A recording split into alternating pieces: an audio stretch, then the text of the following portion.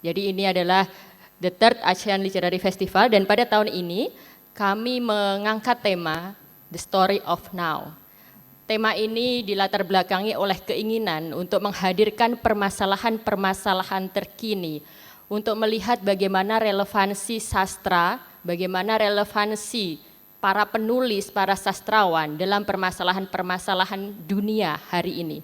Dan tentu tanpa terlalu banyak dicari-cari, kita semua tahu gitu, apa misalnya permasalahan kita sekarang ini, human right, kebebasan berekspresi. Nah, terkait tekanan-tekanan beberapa pihak untuk membatalkan berbagai acara itu, terutama yang terkait dengan isu 65, lalu juga isu LGBT, dan kemudian isu Papua, bisa saya jelaskan bahwa Asean Literary Festival tahun ini menghadirkan beragam diskusi dan program terkait isu 65. Apapun yang kita hadirkan melalui program-program 65 dalam Asean Literary Festival semata-mata adalah upaya kita untuk mengangkat isu 65, untuk meletakkan sastra dan sastrawan sebagai kekuatan yang bisa menyampaikan suara para korban dan sekaligus menuntut keadilan. Program 65 di sini juga kami hadirkan sebagai bentuk sikap Asean Literary Festival untuk selalu tegas melawan segala bentuk sensorship, segala bentuk pemberangusan, karena kita tahu sendiri bahwa program-program 65 dalam berbagai diskusi, dalam berbagai acara dibatalkan. Lalu kemudian terkait LGBT, Asean Literary Festival sejak awal juga memiliki kesadaran bahwa setiap orang memiliki kebebasan untuk memilih preferensi seksualnya, untuk menyatakan dirinya, untuk mengekspresikan dirinya. Dan ketika kita melihat bahwa pilihan preferensi seksual masih menjadi problem di Indonesia dan di negara-negara ASEAN pada umumnya, tentu sudah menjadi sebuah agenda utama bagi Asean Literary Festival untuk menghadirkan diskusi LGBT dalam festival kami. Lalu kemudian yang ketiga, terkait isu Papua, kami memiliki program Papua and Timor Leste Stories. Yang menjadi pembicara adalah novelis yang menulis cerita tentang Papua, novelis Timor Leste, penulis Timor Leste yang menulis cerita tentang Timor Leste. Kenapa kami mengangkat ini gitu? Karena kita percaya bahwa sastra itu seharusnya memberikan ruang pada cerita-cerita, pada kenyataan-kenyataan dalam masyarakat yang sering diabaikan. Dan kita melihat bahwa banyak hal di Papua, di Timor Leste, realita-realita masyarakat di Papua dan Timor Leste yang sering tidak terangkat di permukaan. Kami sudah siap dengan segala resiko, misalnya polisi akan ada di sini, massa akan mengepung tempat ini dan sebagainya, tapi apa yang terjadi hari ini sebenarnya adalah proses yang tidak tiba-tiba, karena permintaan untuk membatalkan ini sudah lama gitu. Tapi kami bertahan hingga hari ini, tidak kami batalkan. H-3, izin dari Polda sudah turun, semua sudah beres. Nah, lalu perkembangan kemarin di siang hari, polisi memanggil tim kami, lalu semua surat ditarik lagi, diminta, dan termasuk juga surat yang sudah disebarkan ke Polres, Polsek, dan tim, semua ditarik lagi. Kami diminta kalau ingin izin bisa turun kembali, kami diminta untuk membuat surat pernyataan pembatalan acara-acara terkait yang tadi saya sebutkan, terkait 65 dan LGBT, di atas materai 6.000. Dan untuk itu semua, sikap Asean Literary Festival sudah jelas, kami menolak untuk membatalkan program-program tersebut, dan kami tetap akan menggelar program-program tersebut sesuai dengan jadwalnya. Dan tentu pada kesempatan ini pula kami ingin menyatakan kekecewaan kami yang sebesar-besarnya pada negara kita, pada kepolisian, pada presiden kita, yang ternyata hal seperti ini masih terus berulang.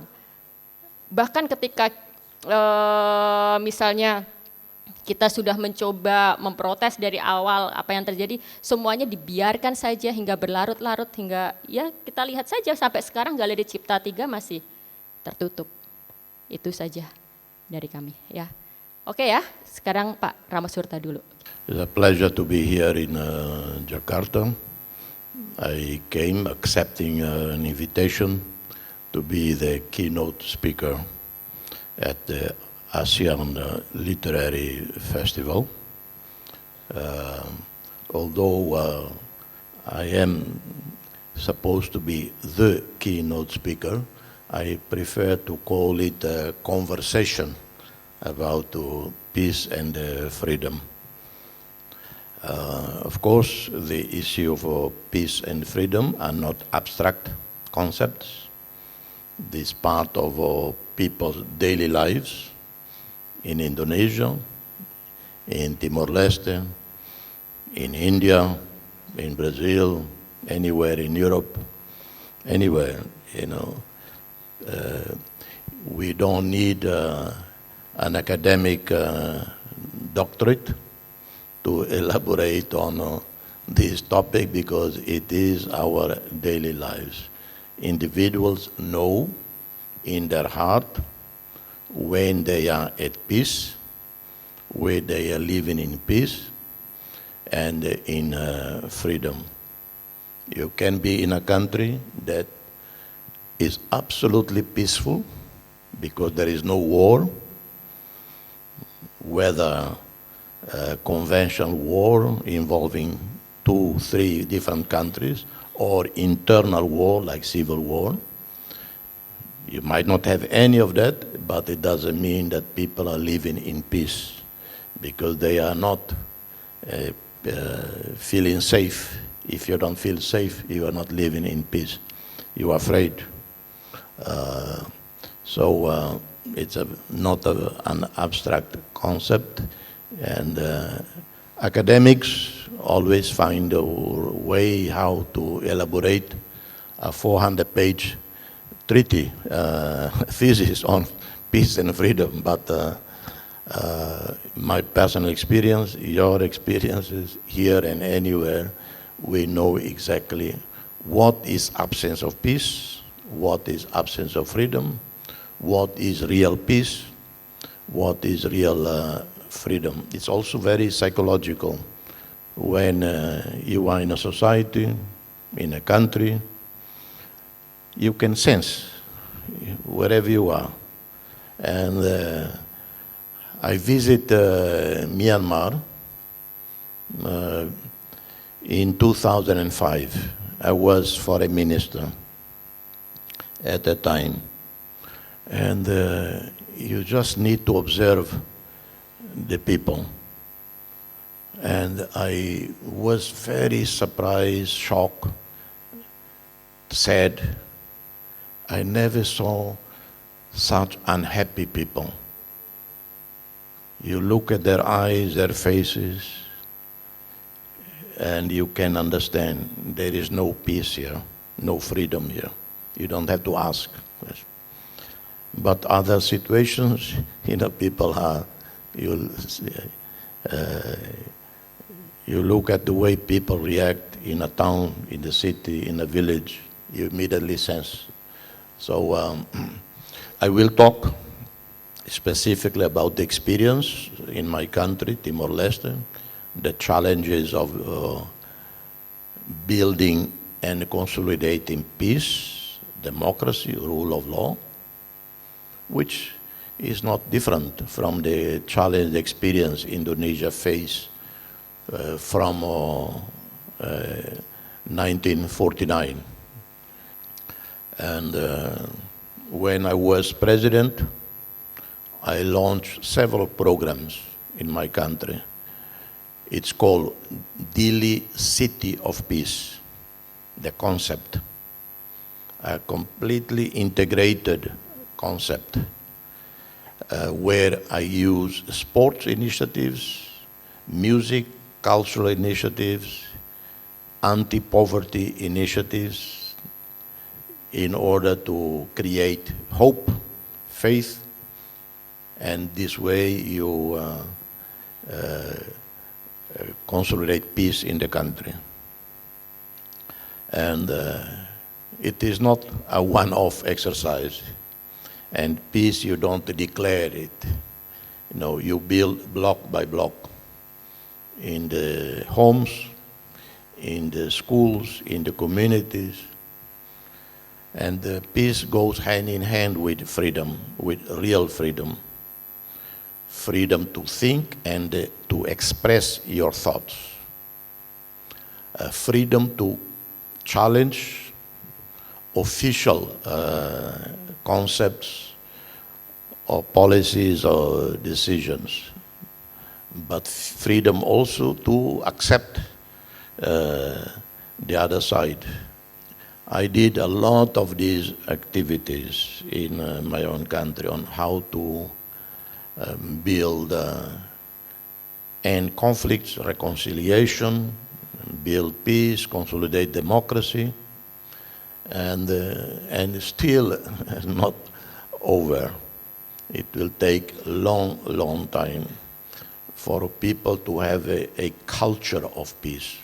For instance, how can you achieve a situation where any individual anywhere in Indonesia, anywhere in Indonesia or in Timor Leste or Thailand or Philippines or India,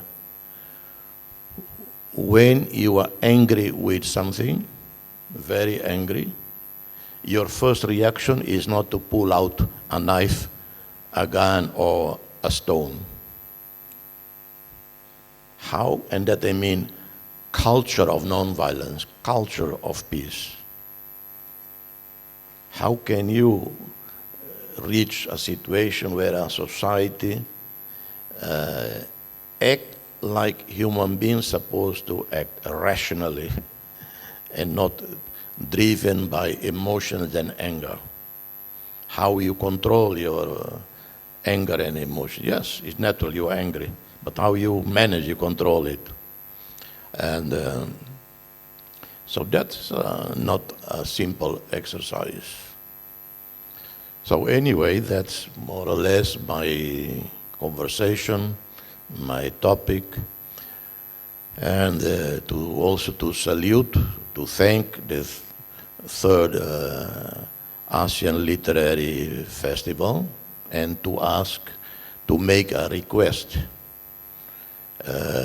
Because I always wanted to have a literary festival in Timor-Leste, a film festival in Timor-Leste. So maybe you can help us launching literary festival in Timor-Leste. That is also because there's a lot of people still speak Bahasa Indonesia, maybe 40%. And Indonesian writers, poets, journalists are very well known in Timor-Leste. In Timorese youth, they watch Indonesian television every day. Every day.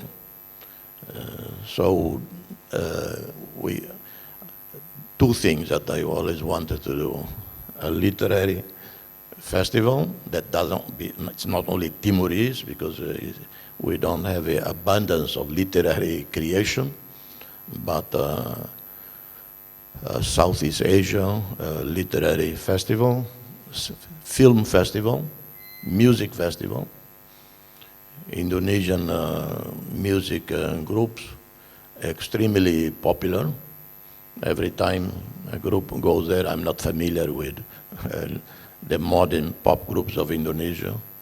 I know only, well, two big names, Christine Hakim, very famous in Timor, very respected, and Chris Dayanti, okay. Who was stolen by Timor-Leste. And but every time they go to Timor-Leste, there are tens of thousands of youth attending their concerts. So that's my request to you, because when I accepted to come, I immediately thought, okay, I will ask them also to help doing a festival in Timor-Leste. I thank you and God bless you. Thank you, Pak Horta. Thank Mr. Horta, welcome. You speaking about peace, very nice word about freedom and reconciliation.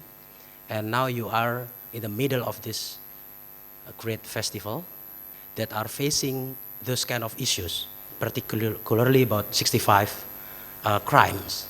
My specific question for you is about what the experience of your fellow citizen Timor-Leste people about the Truth Commission, CAVR, whether Indonesia should establish that kind of commission, and how do you address it for Indonesian people and also the government? Immediately after the 99 referendum, and particularly after independence in 2002, we, the leaders of Timor-Leste, led by older brother Shanana Guzmão, who was in prison 7-8 years in Pemenang, decided that we should leave the past behind. And leaving the past behind doesn't mean you forget. You honor the victims, their suffering, their memory, but we must live on towards and looking at the future. For us, Timor-Leste and Indonesia were victims of the Cold War. The reason, or one reason, maybe the main reason why Indonesia intervened in Timor-Leste in '75 had to do with the Vietnam War, the Cold War, the fear of communism, and these were real issues. And often in history, these fears, these perceptions led governments to undertake policies, and they did.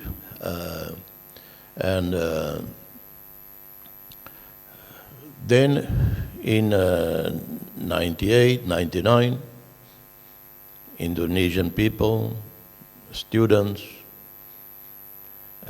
went to the streets, and Indonesia once again was freed, liberated. It was through the actions of Indonesian students, Indonesian people, that also helped Timor free ourselves. And we, as leaders of Timor-Leste, we understood the difficulties of transition in Indonesia from 98, 99 into building a new Indonesia, stable politically, building the foundations of a functioning democracy, etc. And so we decided that we will not push for an international tribunal. We resisted strongly the advice, the pressure from many in the world. We were even criticized. I was criticized by many in the international community, our NGOs, our civil society, and doesn't mean they were not right. No, they were right. You are right in terms of high moral ground. This is an issue of principle. But for us, it is also an issue of policy. What is the best for Indonesia? What is the best for Timor-Leste? And I said 15 years ago, 10 years ago, I have a full trust in the Indonesian society. Slowly, gradually, democracy will consolidate in Indonesia. Well, 10, 15 years later, Indonesia and the Philippines, in my view, are the two freest ASEAN countries. Is democracy in Indonesia perfect? No, it's not perfect. Is democracy in the US perfect? No. You need $1 billion to be elected president in the United States. And is democracy perfect in Thailand, in the Philippines, in Brazil? Maybe only in Sweden, Norway, Finland, these are perfect democracies, because nothing happened there. And but Indonesia is dramatically different. And we leave it to the Indonesian people when and how to deal with their own past. We in Timor Leste, we created a Truth Commission, and we have a report, 10,000 pages, 4 volumes in 4 languages, Tetum, Bahasa, English, Portuguese. And this we turn into part of school curriculum. But when you deal with this, not to remind of the tragedy, but as a pedagogy, first, to honor the victims. Second, as a pedagogy against wars, against violence, so that it never happen again. So that's always the difficulty. When you talk about history, you talk with a sense of responsibility in order to educate people against violence, so that never again this kind of violence happen, or you manipulate to serve your political interests of the moment. In our case, we say no, this is not to create hatred about anyone. We have to be careful. This is a pedagogy on non-violence, on peace. And so that's our experience. And in 15 years, since almost 50 since independence, we never prosecuted a single East Timorese who were on the other side. Not one. And we don't have a single political prisoner. We don't have our newspapers open easily like you open a restaurant or a kiosk. Small city, small town, we have, I think, 5 daily newspapers. We have 4 televisions, not channels, different owners. I lost count of the radios, and the government doesn't even control the license. You know, someone decides to open a newspaper. We are not very efficient, so you open a restaurant, you open a newspaper, it's the same thing. So absolute freedom in that regard. So that's what we try to do. Our justice system is still very weak. But they are asserting themselves, fighting corruption, fighting abuses. So that's our experience. And Indonesia experience is similar, but also different. And so I don't lecture anyone, but we learn from Indonesia. And many in the region, like Myanmar, should learn from Indonesia. How? A lot of similarities. The transition in Indonesia to democracy and the current transition in Myanmar to democracy.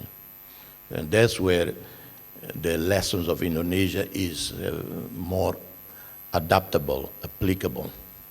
You said that when you visited Myanmar, you saw very unhappy people in their eyes because they have no peace or freedom. Now that you visited Indonesia, what do you see in our eyes? Do you see we are happy, and do you see we have peace and freedom? Indonesia is a very interesting country. Even during Suharto time, people always smiling. And Indonesians are resilient survivors. You know, the first time I came to Indonesia was in June 1974. I didn't stay in a Borobudur hotel. There are only two big hotels in Jakarta at the time, Hotel Indonesia and Kartika Chandra. I stayed in a small lodgement, probably no longer exists. I pay less than $10 a day. Very good service, good food, clean. And how did I travel in Jakarta? On a scooter of a journalist, Hari Kawilaran of Sinar Harapan. He was the one who took me everywhere. I also traveled in becak before they were, I think, thrown into the river. I heard, a mayor at the time decided to throw all the becak into the river because they were quite a nuisance. But they were very helpful when you don't have money. So I know Indonesia from that time. Even that time, Indonesia was never like Myanmar. Even during the Suharto era, there were hundreds of NGOs. There was this non-governmental group of NGOs that meet every year. And we always contact them. There was always a Tempo magazine that was like dissident, that sometimes get closed down by Suharto, then reopen. Today, situation even dramatically different. And back then, I don't think I would be sitting here and talking with you. I haven't been to many places in Indonesia, mostly Jakarta. Even Bali, only usually transit. And but I've been here many times since 98, 99, and I can witness the transformations in every sector. And Indonesians should feel proud of what you have achieved. Indonesia today is highly regarded in the region and in the world. And respect from the international community doesn't come because of your size, 250 million, or your wealth. Respect from the international community, prestige, credibility, influence comes from the way the country is governed, its stability, its tolerance, inclusive policies. So in that regard, Indonesia is very different, very impressive. Sometimes, actually often, relationship between countries is only official level. There is no real relationship between the people. In regard to Timor Leste and Indonesia, partly because of the history, people-to-people relationship is exceptionally good. You see it in Indonesia, thousands of Timorese studying in Indonesia, thousands of Indonesians living in Timor-Leste. You probably don't know. At least 7,000 officially registered. From bicycle repair to doing managing warung. I often go to those Indonesian warungs in Dili. Two big business, construction business,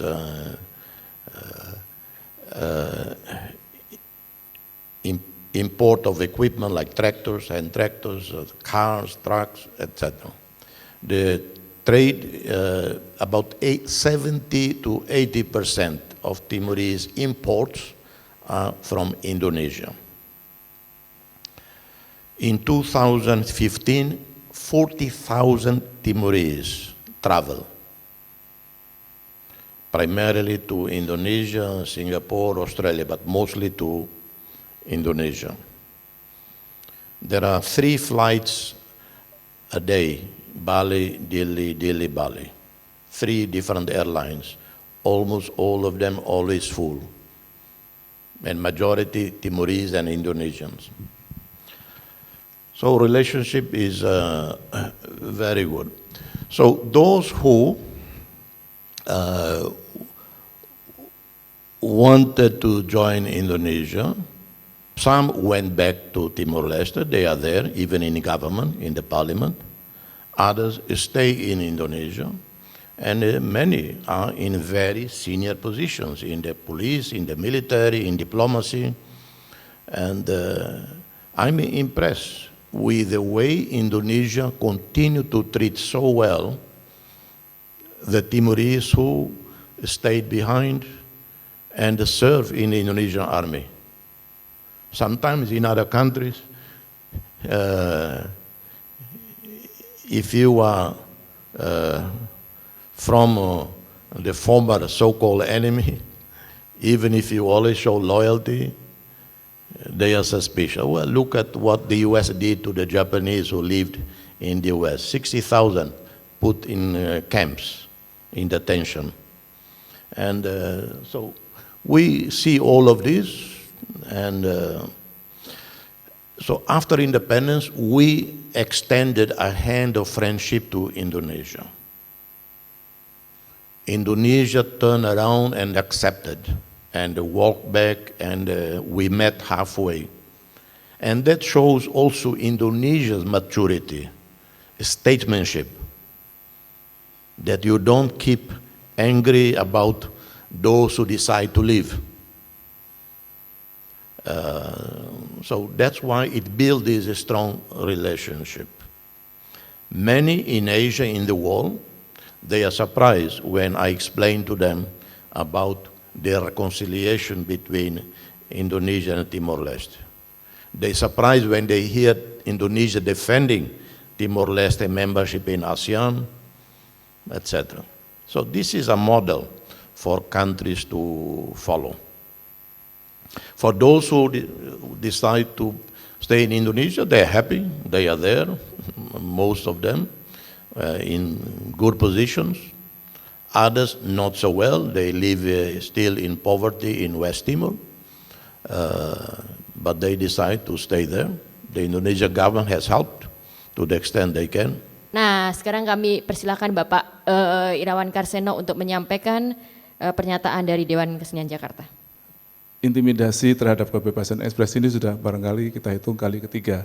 Pertama Festival Teater Jakarta, kedua kemudian Festival Belok Kiri, dan sekarang event ini. Saya kira penting untuk Dewan Kesenian Jakarta menyatakan pendapatnya, yaitu Dewan Kesenian Jakarta mengingatkan dan mengutuk tindakan yang menghalang-halangi setiap usaha historis untuk membuka tabir gelap dalam sejarah.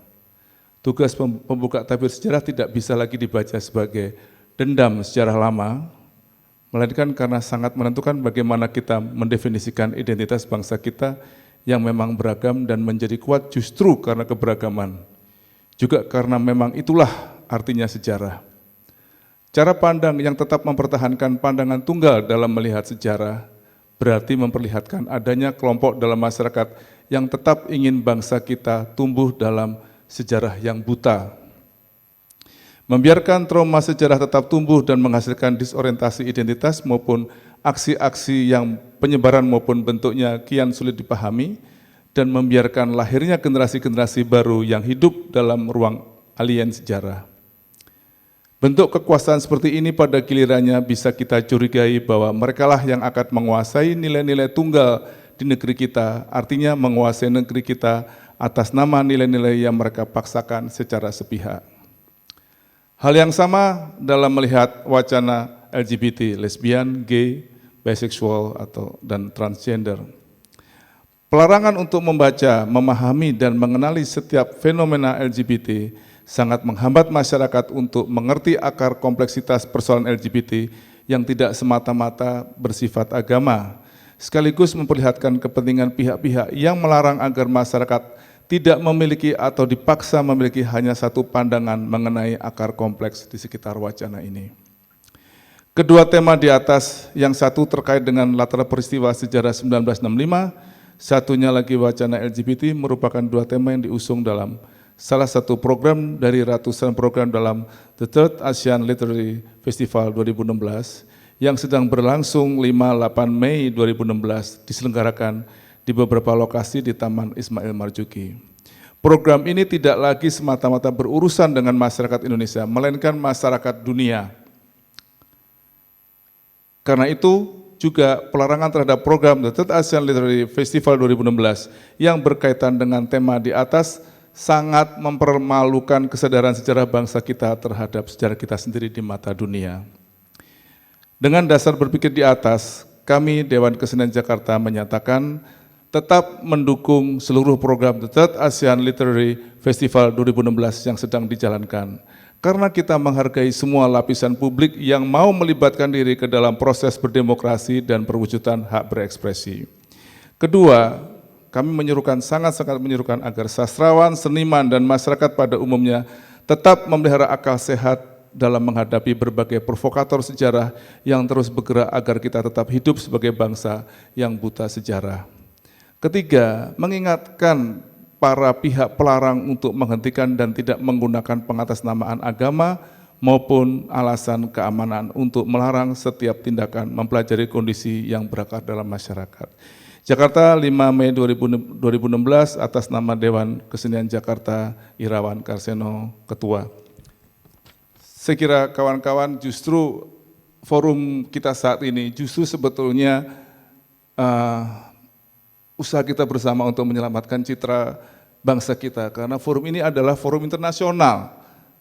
Apakah memalukan sekali, apakah bangsa ini seakan-akan belum siap menjadi bangsa yang beradab dan siap bertarung di dalam pertarungan investasi kultural di dunia.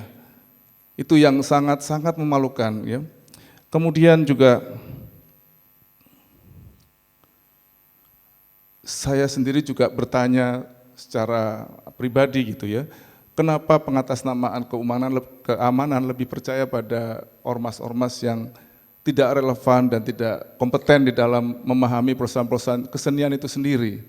Kamilah yang dibentuk oleh pemerintah, dalam ini pemerintah daerah, sebagai penasihat gubernur di bidang kesenian dan kebijakan di dalam kesenian, ya, seharusnya lebih didengarkan bersama akademi lainnya dan komunitas-komunitas ahli kesenian lainnya dibanding intimidasi ormas-ormas yang tidak kompeten di dalam memahami soal kesenian. Tapi kenapa pihak keamanan selalu mendukung pikiran-pikiran mereka? Saya pernah mengatakan kepada kawan-kawan kepolisian, kalau DPR sedang melakukan aktivitas, ada demo di luar DPR, kenapa tidak dibubarin DPR-nya? Sama seperti kita ini, selalu ada demo, selalu dikatakan ini ada yang demo, tolong bubarin, gimana sih? Jadi sementara tidak ada produk kreativitas kesenian yang bagus kalau tidak berbasis kebebasan berpikir, saudara-saudara. Jadi sementara kita disuruh bertarung di dalam, kita semua sudah sepakat untuk bertarung di dalam tadi ya pertarungan kreatif dan kultural, sementara buntutnya dipegang dengan cara pandang yang orde baru. Lantas ngapain kita capek-capek reformasi? Sekali lagi kami dari Dewan Kesenian mengutamakan satu hal, bahwa kita masyarakat sudah cukup dewasa untuk memahami mana karya yang layak untuk masyarakat, mana yang tidak. Karena itu Dewan Kesenian bagian dari representasi komunitas seni ahli, itulah yang memilih, bukan kepolisian yang jadi Dewan Kesenian Jakarta, bukan ormas-ormas yang nggak ngerti kesenian yang menjadi Dewan Kesenian Jakarta, kamilah yang dipilih untuk itu. Jadi tidak hanya kami, tapi kami menyuruhkan kepada semua kawan-kawan seniman, ilmuwan, dan semua komunitas-komunitas akademi kesenian yang masih berpegang pada, percaya kepada nalar sehat ya, untuk supaya peradaban ini lebih baik. Saya kira itu yang tadi terakhir dari saya pribadi. Saya kira ini pernyataan sikap dari Dewan Kesenian Jakarta.